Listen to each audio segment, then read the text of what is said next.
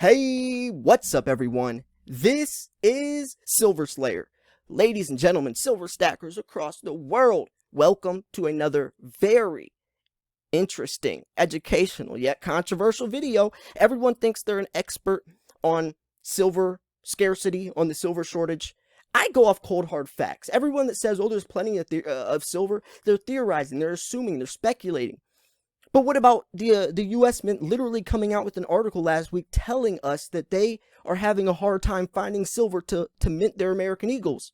They're having a hard time, literally saying that. Why do you think the U.S. Mint ran out of silver in 2020 and had to make an emergency supply 1 million mintage from the San Francisco Mint at the end of 2020? Why do you think that happens? Why do you think the Silver Institute themselves, the holy grail of information, literally said that silver is scarce, demand is rising, and they put out the actual numbers? Numbers don't lie either, folks. I go off cold hard facts. These two articles, how silver shortages should boost silver's price, and also the silver shortage and how it's affecting you, should just validate what we're talking about even further. That said, link to these articles will be in the description. Let's see what they got to say. So, in the world of precious metals, there are generally two types of investors.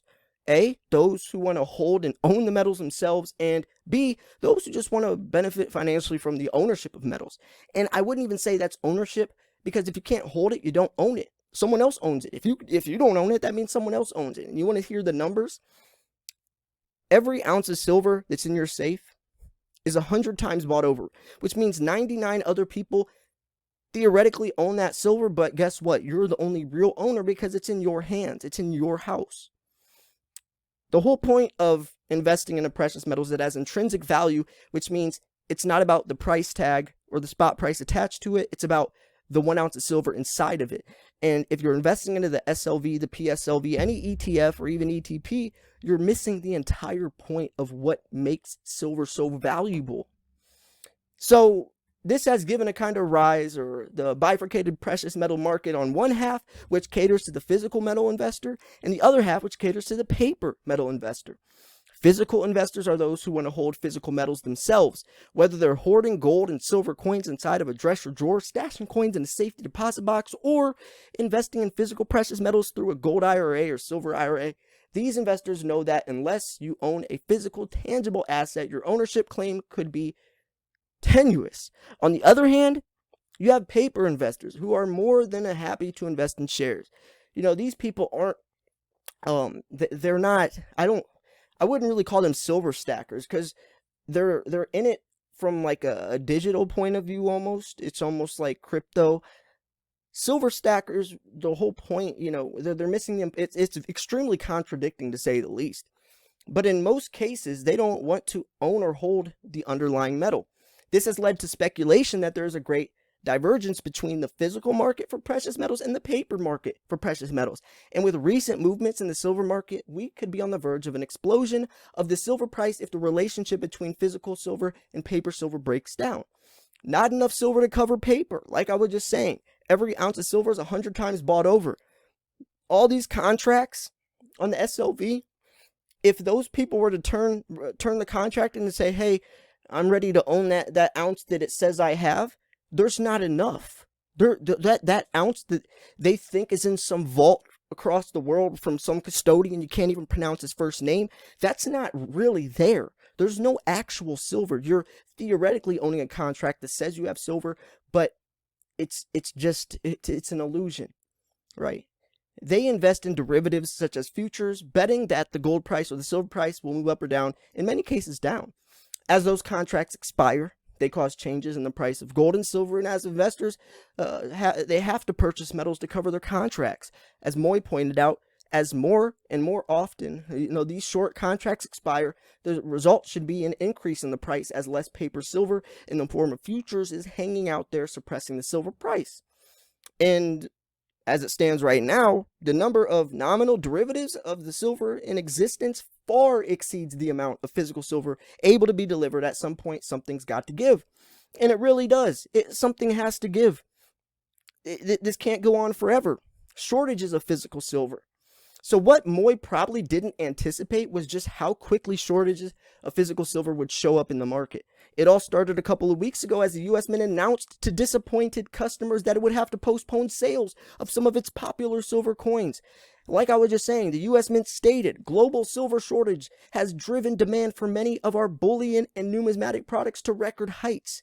The U.S. Mint then clarified a week ago by global silver shortage, it meant solely a shortage of silver blanks that it uses to mint its coins. They can't get the amount of silver that they need to put out the amount of silver that they want. And you know the craziest part? The last couple of years, the amount of U.S. Eagles minted is extremely low. It's only around 14 million.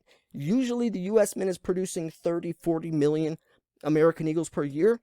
2019, 2020, it's only been like 13, 14 million. If they can't even find that much silver, then you know it's scarce. That's about the mintage of pandas. Pandas are minted around 8 million per year. And that's what makes pandas extremely valuable, is because there's lower mintage numbers. And for the American mint or the U.S. mint not to even be able to get that much shows a lot. And that's not the only mint either. So if the mint suppliers are facing shortages of silver blanks, doesn't that mean that there's a shortage of physical silver in the market? After all, silver is readily available anywhere in the world. And all it takes is to take more blanks as a source of silver, melt it down, and proper alloy, then create the blanks.